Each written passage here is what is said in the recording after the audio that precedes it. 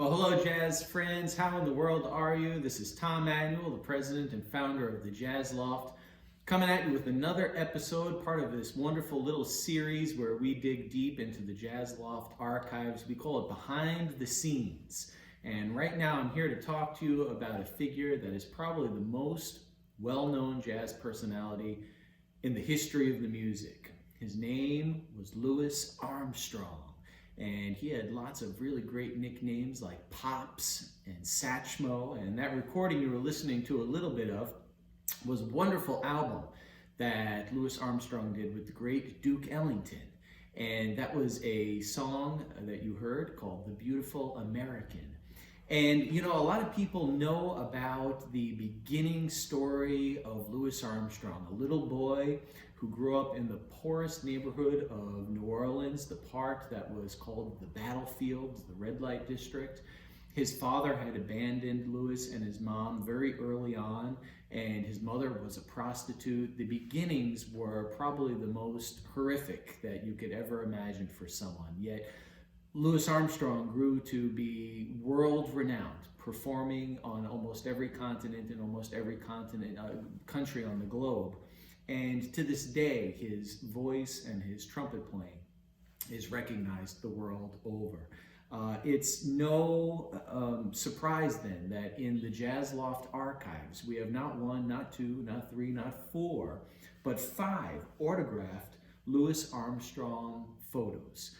Some of them are in the archives of Louis Jordan, Chuck Genduso, many others that are here, personalities that all were associated with Armstrong in some way. One of my favorite photos is a photo from the Lloyd Trotman archives. Lloyd, who was the great bass player, lived in Huntington his whole life.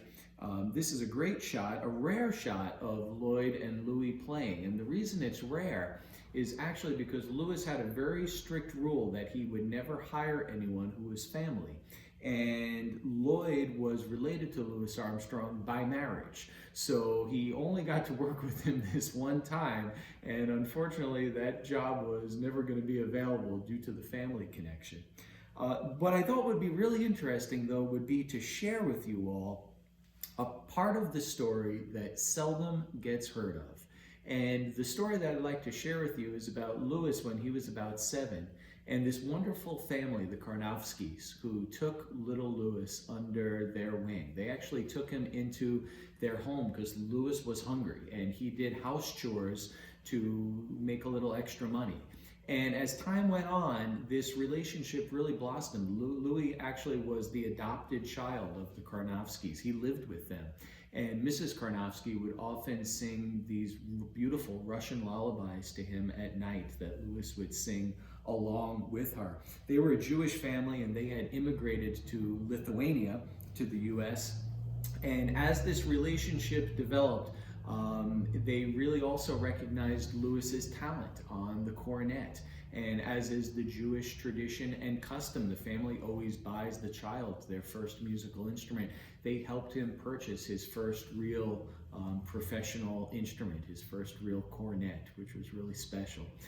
Louis, his whole life, wore a Star of David around his neck and always had a special place in his heart for the Karnofskys. In a book that he wrote, he actually speaks about them quite a bit. And I thought it would just be really wonderful to share a little bit of that story. And the last part I want to end with is a little something you may not know. Louis Armstrong was called Satchmo, and that comes from the term satchel mouth. His chops were always kind of beat up from years and years of constant playing. But what a lot of people don't know is that's another little nod to the Karnofskys and the beautiful Jewish tradition. Satchmo is actually Yiddish for big cheeks. Dig that, the trumpet player, the big cheeks. So hopefully maybe a little information you didn't know about Louis Armstrong, and we do hope that we'll see you at the Jazz Loft sometime soon.